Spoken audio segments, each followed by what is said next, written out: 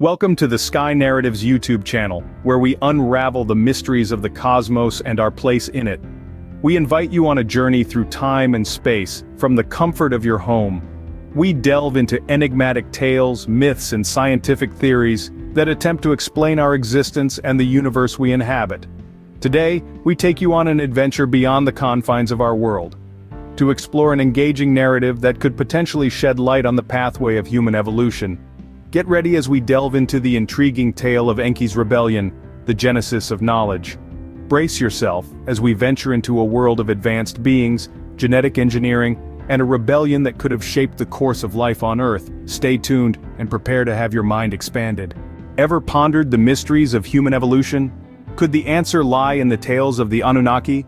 Sit back and let's delve into the annals of an ancient civilization, far beyond our earthly realm. Picture a distant planet, Nibiru, home to beings known as the Anunnaki. These are not your average extraterrestrials. These are advanced beings with an understanding of genetic engineering far beyond what we can fathom. Nibiru had a problem. A labor shortage threatened the very existence of this advanced civilization. So, what does a society of advanced beings do when faced with such a predicament? They innovate, they engineer, they create. The Council and King of Nibiru hatched an audacious plan. They directed their top geneticists, Enki, Ninma, and Ningishida, to engineer a solution. And this solution was not a machine or a tool, but a new race of workers. Now imagine the complexity of this task. It wasn't about creating simple organisms. No, this was about creating intelligent, self-aware beings. Using their own Nibiran genome as a base, they began their work.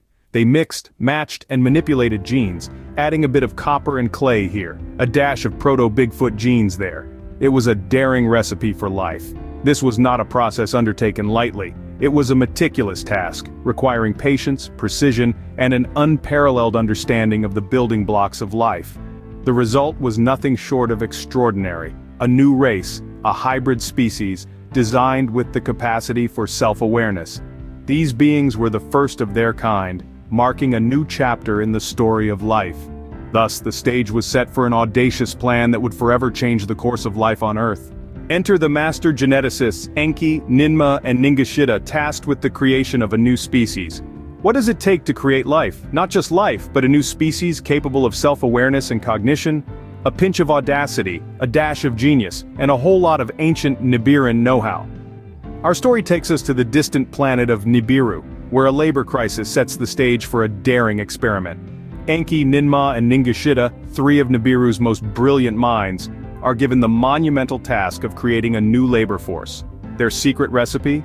A complex cocktail of their own Nibiran genome, the molecular structure of copper, the earthen resilience of clay, and a hint of proto-Bigfoot genes for good measure. This was not just life, but life reimagined, life reinvented. The first successful prototype, a red-brown-skinned male, is named Adamu. Gestated within the womb of Chief Medical Officer Ninma herself, Adamu is a testament to the ingenuity and tenacity of the Nibiru scientists. But the creation of Adamu was only the beginning. After a century of meticulous work and countless trials, a female hybrid, Ti-Amat, is brought to life. Born from the womb of Damkina, wife of Chief Scientist Enki, Ti-Amat is a marvel of genetic engineering. She is not just a clone, not just a worker, but a being designed with self-awareness, with cognition, with the capacity to learn and grow. Adamu and Ti-Amat are more than just the result of a scientific experiment. They represent a new dawn in the history of life. They are the first of their kind, beings born of Nibiru but destined for a life beyond their creator's wildest dreams. Yet, with every dawn comes the challenge of a new day. How will these beings navigate the world that awaits them? How will they learn, grow, and perhaps even outgrow their creators? Only time will tell. These beings, the first of their kind, represented a new dawn in the history of life. But with creation came challenges. Despite their ability to copulate, the hybrids did not conceive. This was the first hurdle in the ambitious project conceived by the Council and King of Nibiru. To propagate this new race, the Anunnaki, led by Ningishida, had resorted to using test tubes and surrogate mothers. However, this process was not without its issues. Ninma, the chief medical officer, expressed her concerns over the physical and emotional toll on the surrogate mothers, who had to endure multiple rounds of cloning. This laborious process, while innovative, was far from efficient.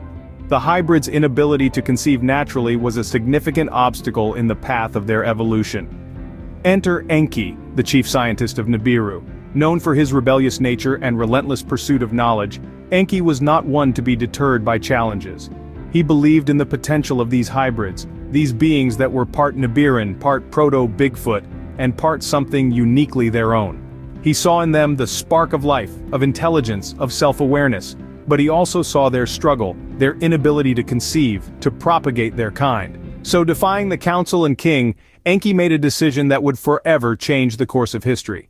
He decided to give the hybrids the ability to procreate. This was not a decision made lightly. It was an act of rebellion against the established norms, against the authority of the council and king, but it was also an act of compassion, of understanding, of acknowledging the hybrids' right to life, to existence, to evolution. Enki's rebellion was more than just an act of defiance. It was a testament to his belief in the potential of these hybrids, of this new race. He saw in them the possibility of something extraordinary, something that could change the universe as they knew it.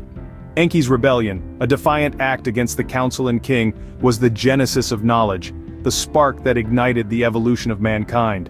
It was the moment that set the course for human history, the moment that marked the beginning of our journey towards self-awareness, towards understanding, towards knowledge. Enki's audacity had far-reaching consequences. The ripple effect of his rebellion reverberated throughout the cosmos, altering the course of history and redefining the destiny of mankind. This was no ordinary act of defiance. It was a seismic shift, an upheaval in the natural order of things that shattered the status quo. Enki's rebellion was the catalyst that propelled the evolution of humankind.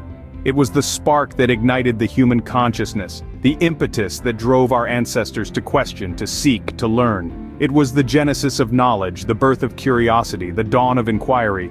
The Anunnaki, in their infinite wisdom and power, had created a new race, but it was Enki who imbued them with the ability to think, to reason, to understand. He gave them the gift of knowledge, the most powerful tool in the universe, and in doing so set the stage for the rise of humanity.